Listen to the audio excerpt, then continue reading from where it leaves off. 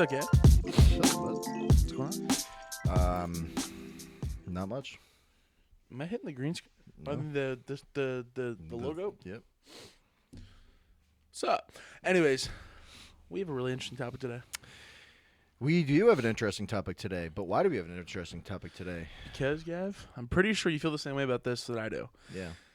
Because This- we are Live. Yeah. This guy was going to skip over. I was. This I'm guy's sorry. skipping. He's excited. I'm He's more excited than when he found out there was chocolate cake in the cafeteria in 3rd grade. There was. Anyways, this has to be one of my, or it is my favorite creepypasta of all time. So I don't know where it ranks in yours. Probably like easily top 10. Yeah. Although the one last week, Man's Best Friend, Man's Best Friend was definitely top 10. that gave me chills. Yeah. Like I think when you talked about David coming down the steps, Oh, yeah. and I was, ugh. Yeah. This one has a bit of a different feel. A little bit. Still creeps you out, but In a different way. yeah. For Take sure. us away. So we're talking today about the Russian sleep experiment, creepypasta. I definitely would say if anybody's into listening to creepypastas, this is definitely something you should go check out. Mm-hmm. But admittedly, you know more about it than I do, so I'll let you take it away and kind of grace the lovely ears of our lovely listeners and tell them what they're gonna experience. So this creepypasta came out about 20 or so years ago, but it's about in the 1940s. So we're kind of stepping into World War II now, and it's a 30-day sleep experiment. Now, around the time the Russians were trying to make these super soldiers. Yeah. So what is the best way to do it than to create soldiers that can't sleep? Because then they just keep working, keep working, and then they don't have to sleep. So they took 5 people that were kept awake for 30 days and with a stimulant or like a gas kind of proponent, and they were political prisoners. So because of this, at that time, there wasn't a lot of Geneva Convention stuff. People could, take the prisoners, do what they wanted with them, promise them freedom, and this is where things kind of went wild. Yeah. So they had beds, they had books, they had dry food, they had a bunch of rations for food. So they had the necessities to live and to prosper in this experiment. And as you can already kind of tell, this story just went rampant. So they were told that if they could make the 30 days, pass the trial successfully, they would be freed. Falsely. Falsely. We're going to cut right there. I'm going to go turn that the fuck off. Oh, wait, whoa. You better clear with Brad first. That's just a quick edit out of there.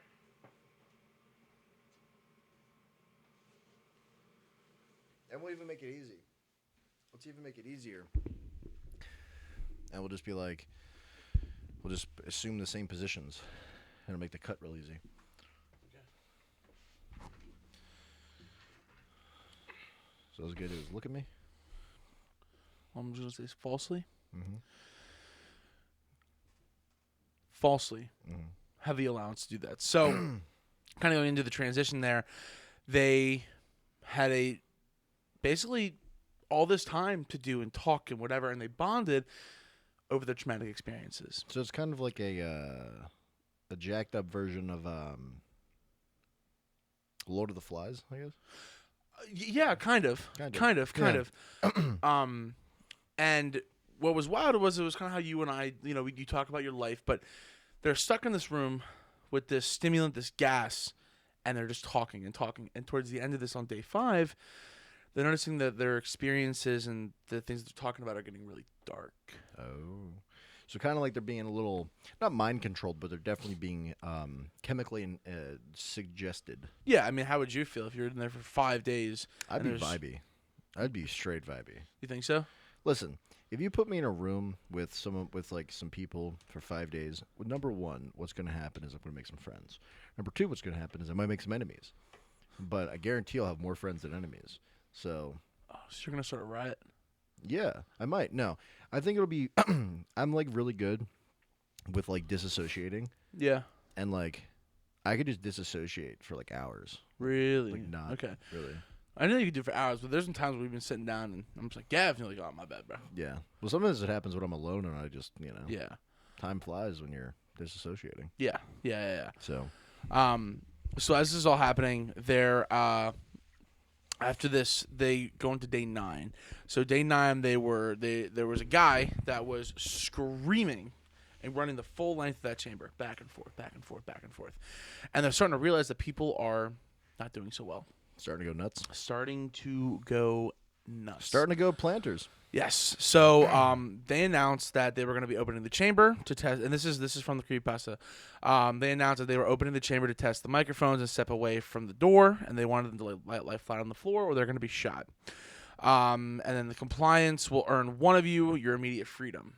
To their response, they heard a singular phrase and a calm voice saying, "We no longer want to be freed." Oh, so they've become one with the simulation. So they become one with the simulation. They're so used to the gas. Their body has basically acclimated to it. Yeah. And they're just going to vibe out. So how long do you think you could sit in a room like that before you say, I don't want to be freed? I don't know. I mean, that's a... Well, that's kind of another reason why, you hear about it a lot. You got prisoners, like, are in actual prisons now that have big... Let's say you go into prison at 18. You get caught up, or maybe even 17, you get caught up in the wrong crowd, and you do the wrong thing, and now here you are, Well, I mean, that's just the recidivism, right? Yeah, but I'm saying, like, what do you, and now all of a sudden you're 30, you're 35, let's say, you're coming out of prison, what do you do? Like, what do you know? You don't have anything. You don't have money, you don't have a job, you don't have a place to live. A lot of your friends have moved on. A lot of your family members are probably, unfortunately, passed on, or at least moved on with their lives. You don't have any credit, no job history. You're stuck in whatever city they decided to do it. Where am I? But yeah, so I think like how long would like really, like, how long do you think, if you, like, knowing yourself, how long do you think you would have to be somewhere before you were like, you know what, I'm good? I would probably say 10, 11 days. Really? And with gas and all that kind of stuff, where this story is going to lead to, assuming this is like a really, because they did a lot of work to make sure there was a controlled amount of oxygen in there, along with the stimulant. And I think, to their credit, like, your body acclimates to it, and it might be, at that time they really didn't know a whole bunch of stuff about chemicals and the effects on the body. So I think 10, 11 days would be a good point and grasp to be at. What about you? What do you think you made to? Well, I mean, I think there's a difference between if I knew there was an end versus just being locked up. Oh, I see what you're saying. Like, if somebody had said, let's say, for example, you kidnapped me and you said, hey, you, to win $1 million or to become a superhero, I don't know, to do this that you really want to do, right?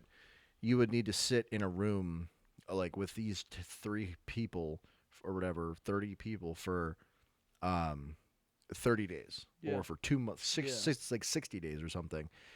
I could make it through simply because I know that it's like, well, I think I can make it through just simply because it's like, I know that at the end there is an end, but I would be like, I don't think I would hit that point if I knew there was an end, unless they had said to me, like, if it was like an actual prison sentence, like they were like, hey, you're going to be locked up for 20 years, but at the end you get to be free. Sure. I don't think I think I would just be like, all right, well, this is it. Like, yeah, you know what I mean? Because you got to think about it. We're what, 23, 24, right?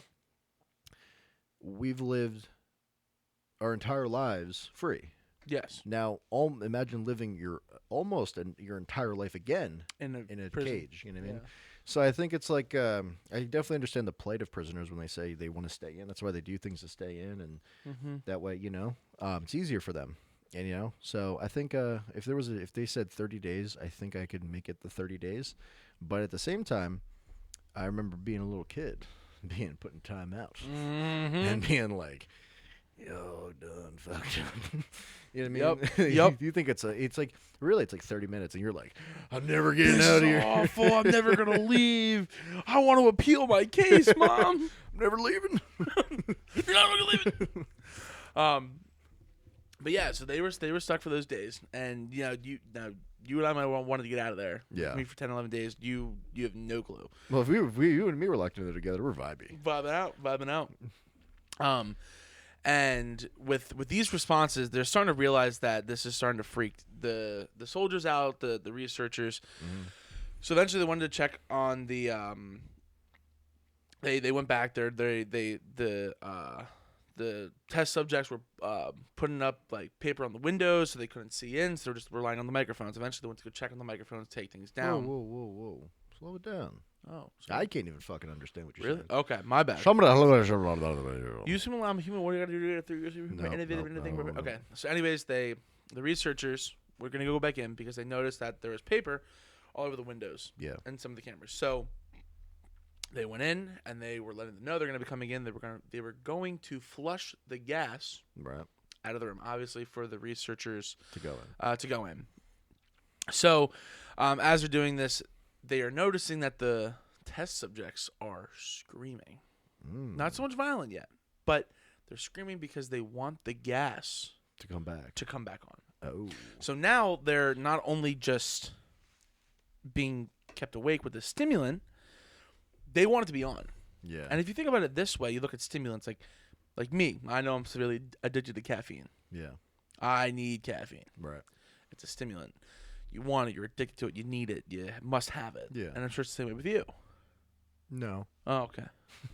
Well, don't just lop me in there with you. No, I'm not addicted to caffeine at all. Anyways, that just blew up in my face really fast. However, it's like, yeah, I used to be addicted to crank, bro. Doing meth, heroin, just like you, I bet, right? Yeah, to go like heroin and crank. Listen, bro. Oh, indeed. Eventually, they wanted to go check, and they wanted it all turned back on. So, 4 of the 5 subjects were alive. So one of them did die. One died. So one died, and they were noticing that they were saying survivors or these test subjects were alive or had life to them, and they put quotations marks around it because they were not. Their eyes were bulging out. They looked like zombies. And I'll put the picture up of like what this creepypasta if you look it up, this is what you're gonna see. Yeah. So, boom. We just did that. So what do you think? Do you ever hear the thing of like if you never were shown a mirror or like know what you look like, what do you think you would look like? You ever hear that? Oh yeah. Where it's like if from birth, if you were never shown what you look like, what do you think you would look like to yourself? I don't know. You know what I mean? If I looked like that, then that'd be pretty bad. That'd be bad. But no, I'm saying like it's because you got to think because they're at some point you gotta you can't shave, you can't cut your hair, you can't your cleanliness is going down the tube. So at some point you gotta just start turning into walkers and Well, that's the whole thing. I never could imagine what I did look like, but when it comes down to it, it's like if I look like a zombie. Could you imagine you don't know what you look like for your entire life? Everyone just goes, ugh. And then like a mirror gets invented. You're like, oh my god, I'm hideous. Well, that's like kind of like what if you were never shown like what if you were never shown like or never told like what like beauty standards were? Like imagine people were born, right? And you looked what you looked like, and you wore like basic clothes, and you just lived life. Yeah. There was never any like supermodels or whatever. It was just everyone looked what they looked like, right? Do you think that would change people back to that would like make people not care about what people really looked like, or do you think that would like I think if everyone was born and then everyone just looked what they looked like, but then you wouldn't really look at somebody and be like, oh my god, she's like or he's like, would you not just be like, oh, that's just X supermodel, you know what I mean, like X name of a supermodel, that's Megan Fox, man, yeah, she's yeah. Oh, Megan Fox. I mean, yeah, I guess so, but I mean, it really all just depends. You know what I'm saying? Yeah. Like, how would you feel? Well, I don't know, but I mean, I'd probably just vibe out, be like, all right, well, That's just how it is. it's just how I mean, it is. I guess so. Yeah. Because you're never told what's good and what's bad. Well, what if you were told the opposite? Like ugly people are hot and hot people are ugly. Yeah. Oh, that'd be something. That'd be something. Oh. But, anyways. I digress. Hey, you don't. So, with that one test subject that was dead. Yeah. I'm confirmed dead. Did we know how he died? No, I did not. I forgot, and I did not look. So that is my bad. Plot armor. Plot armor, which we thought was gonna happen last night, but didn't. Yeah. Jake ended up losing. However, they were taking parts of that dead test subject's body part and shoving it in the drains and the draining systems. So eventually, the floor was filling up. And they were doing that to keep the water in, right? Yes. Yeah. Yeah. They were keeping the water in, so there was a couple inches of water and blood. Mm-hmm. So as this was happening, they were realizing that this is becoming a serious situation. Right. So eventually, they are noticing that the food rations weren't getting touched anymore. So these test subjects were getting found to have eaten parts of their body. Some of the rations were parts of their body. So they're eating parts of the dead body or parts of their own body. Their own body. Oh. This is where things take a turn. So we're at about I think like day 20 mark. I should have wrote that down here. And the test subjects were just mutilating their bodies. So they were tearing flesh away from their own bodies, and I wrote this in here word for word. The abdominal organs below the rib cage of all the test subjects have been removed. While the heart, lungs, and diaphragm remained in place, the skin and most of the muscles attached to the ribs have been ripped off, and exposing the lungs to the rib cage. All the blood vessels, organs remained intact. They had just been taken out and laid on the floor, fanning out around the excavated and eviscerated. God, why did I say excavated? Eviscerated. That's why you wear your glasses when you're on a podcast. And so living bodies, on the living bodies of the subject and the digestive tract of all four have seemed to be working and digesting food, and it quickly became apparent that they were still working, and that their own flesh had been ripped off and eaten over the course of the days. Remember to wear my glasses next time. But wow. Yes. So basically, they were just saucing up their rib cages. Yeah. And just eating their skin. Straight up. So they're looking at their organs and the parts of the body, and they're working. Wow. Because they're eating themselves. Wow. Not the rations that are over there. That's ridiculous. Yeah. And what was... What do you do if you just, like, you're in this sleep experiment, and you're just, like, look over, and you just see your, like one dude to your right is just saucing up his own skin, just eating it, and he's just like... Yeah. Like, what do you do? You don't do anything. What do you mean? I think you do something. Well, so that's the whole thing, right? And I'm gonna pull this up here too. When it comes to how the soldiers were, they would not go into the room like at all. No, they were essentially like, we're not gonna go in there because they found that one soldier got his throat ripped out. Oh, okay. The other soldier got his balls ripped off. Another one committed suicide because of the experiment that was ensuing. Wait. Yes. Okay, so you're telling me that we got some soldiers who are like metal as hell, and then they walked in and got his throat ripped out? Yeah. Well, these guys, they've been eating themselves. They don't have feeling. They don't have anything that we have. Right. So things that would stop us from biting off our finger, they don't got. Oh. So they were getting murked up. That's ridiculous. So at this point, they were getting taken into the medical portion of the experiment, and they look rough. I mean, parts of their bodies is taken off. Their organs are literally pouring out of them. That's crazy. And I'll let you kind of go into here, but this was basically what was happening. So the vocal cords on two of the subjects were still working, and all they were asking for was the gas to be put back on and put back in the chamber. So do you think that if they never turned the gas off, they wouldn't have started mutilating their own bodies? Well, they were mutilating their own bodies with the gas on. Oh.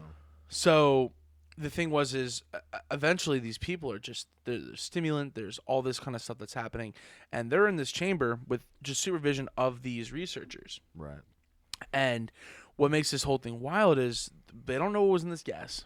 Only the researchers and whatever is like we don't know what was in it. Yeah. And they're being subject to it every day. Right. You know what I'm saying? It's the same thing with like what's that drug where you think you have like ants or insects under your skin? Oh, Is that meth? maybe. Probably, yeah. Black tar heroin? I don't know. Something Like that. And like you mutilate your own body. You look messed up. So these people are in this chamber just and like this is yeah. you've seen that picture. So I'll put that up for them. They'll see what it looks like. But yeah, they're just lying there. They've injured themselves. They ripped out their own guts. And this right here absolutely freaked me out when they talked about it. Right. But the one subject turns to the nurse and he goes, I must stay awake because the sedatives they were giving them were not working. Oh.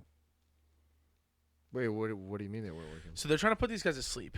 So they could work on them. They could fix them. They could figure out this whole situation. But the sedatives they were giving them, Gavin, were not working. So, okay. So let me make sure I got this. So you got your tests of subjects. Mm-hmm. They're mutilating their own bodies, killing soldiers when they try to come in and just, just becoming as far from human as possible for a human, right? Yes. So then they get yeeted out of the room, or like they're trying to get like worked on. They're trying to get put to sleep after 20 whatever days to be able to be worked on, to be able to be fixed up and put back together. Yes. And they're giving them like horse tranks basically, Essentially. and they're not going to sleep. Well, Joe Rogan wasn't there, but Well, yeah.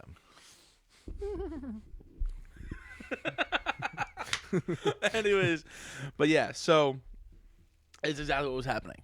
These guys were mutilating their own bodies and all this kind of stuff, and they go to the medical facility. They're trying to put them to sleep. Exactly what you said. They couldn't. That's terrifying. And then this mangled body that you see, I must stay awake. Yeah, that's ridiculous. And vodka. But yeah, it was absolutely insane and mind-boggling that this can happen to people. So the great struggle was, for them to stay awake, and essentially they're not going to sleep anytime soon. So as they're looking at their EKGs and all this kind of stuff, they're noticing that the brainwaves, the heart rate is all the same as someone who has died. What? Yeah. So they're living zombies. Holy. Yes. Or no, not someone who has died. Someone who is asleep or dead. Yes. Oh yeah. Yeah. So their brain is like not functioning. Yeah. So the only remaining subject that could speak started screaming to be sealed in. So all the others have died. No. And it is just one remaining subject. All he wants to do is be put back in the chamber. Oh. Sealed in there with the gas. And right here, it said his brainwaves showed the same who was someone who had been who had fallen asleep. I guess not dead. But I guess the same thing. Now, the commander gave the order to seal the chamber, just to seal him in the chamber with the subjects and with the researchers. So not only, and you guys have seen the video, the picture up. I need you to imagine what it would look like to be with this guy right here. Yeah, that'd be terrifying. And be in there as a normal human being with the gas. Yeah. So the commander gave the order, and the one researcher drew his gun, and I'm pretty sure. Wait, he gave the order, drew his gun, and shot him point blank between the eyes. He then, once the commander was now dead, because the researcher is not going to live with any of them. That's what he says. He goes, I cannot be in the same room as these things. Yeah. Turns over, aims the gun, and shoots. And then he turns to the other the one that was living, the other one that was pretty much on its way out, turns to the other test subject and goes, and I wanted to say this verbatim, that's why I pulled this up. I don't be back in here with these things like you. And then he goes, "What are you?" He demanded. "I must know." Mm-hmm. The subject turns to the researcher.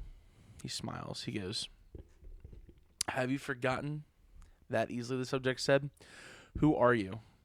We are the madness that lurks in you all, begging to be free at every moment in your deepest animal mind. We are what you hide. We are what you hide. We are what you hide from in your beds every night. We are what you sedate in your silence and paralysis. When you go to your how do you say that? When you go to the your nocturnal haven where we cannot tread. Yeah. That's terrifying. Yeah, that's bad. I love that I can read. I'm in college. Can you imagine? Can you imagine that real quick, please? And like the room's dark. Completely dark. I'd flip out. I'd be like, nah. Like I don't know. I think that you gotta at that point you gotta just start throwing hands. Dude, and I wish I read that last part a lot better. But this is the whole point of where they wanted to test this out, and this is why they don't allow testing on humans, because not that like things like this can happen, but to what extent are you going to take experiments to humans when things like this could happen? Yeah, you know what I'm saying? And I just need you to picture everyone out there. You're in a room. You just killed the commander. You have a gun, and this thing knows it can die at any moment. Yeah. Turns to you, says that exact thing. Then it goes, the researcher paused, then aimed at the subject's head and fired. The EEG flatlined, and the subject weakly choked out. So nearly free. Jeez. Like, dog. I can't imagine that. I can't imagine having something to that extent where you are just trying to have a situation, do a research, and all of a sudden you're... Jeez. I mean, I think though, if you first of all, we gotta just we just gotta say, like, you can't trust researchers, man. No, they'll put you in the craziest shit and be like, yeah, man, it's part of the experiment. Yep. Can't trust them. But I just couldn't imagine, like seeing someone turn into that, like witnessing that over the course of a month. And you see every step of the process. That's what I mean. Like because then you gotta. It would be if you, let's say you survived and like you're one of the researchers or whatever, that or like somebody like a soldier that survived or whatever. It'll be etched in your brain what'll happen if you don't sleep and are locked in a room. Like you just know that could be that's what happens to people in that. You know what I mean? Terrifying. Dude. Now round up 100 and send them to war. Well, that was the whole thing, because you always heard about like the super soldiers. Yeah. Like, we need to create someone like Captain America. Yeah. Where we can send them out. We're guaranteed to win. We can make thousands and thousands and thousands. And that'd be crazy. And then they can't sleep. They don't have to eat as much. They can run off of like nothing. I think there was a slight miscalculation. Slight miscalculation. Yeah. All right, Mr. President, we have the super soldier. The only issue is at about day 20, they'll be awake, but their guts are gonna be spewing out. He's gonna eat himself. Are they getting shot a lot? No, they're just gonna do it themselves. We only got till about day 25 until we have to kill them. So we have to infiltrate the enemy base by at least 24 days. Infiltrate the dealer, find the supplier. But yeah. That's another one that I've heard over the years, and like you re-listen to it every time you see it on TikTok. Yeah. You're like, I got to rewatch it. It's just, yeah, it's icky. It is icky. I don't like it. I don't like it. it. But yeah, that is the Russian sleep experiment. That was good. I enjoyed a little bit. Definitely check it out. There's this specific video that, because this came from like 3 different ones. They're all the same thing, just different narrations. I'll put it up. You guys will see in the video right now, like a link to the one if you want to go check it out for yourselves. Highly recommend checking it out. So do I. Is that it? That's it. All right, guys. Wow, you really just did that to me. Sorry. Damn. You know what? Just because you said that, I'm ending this podcast.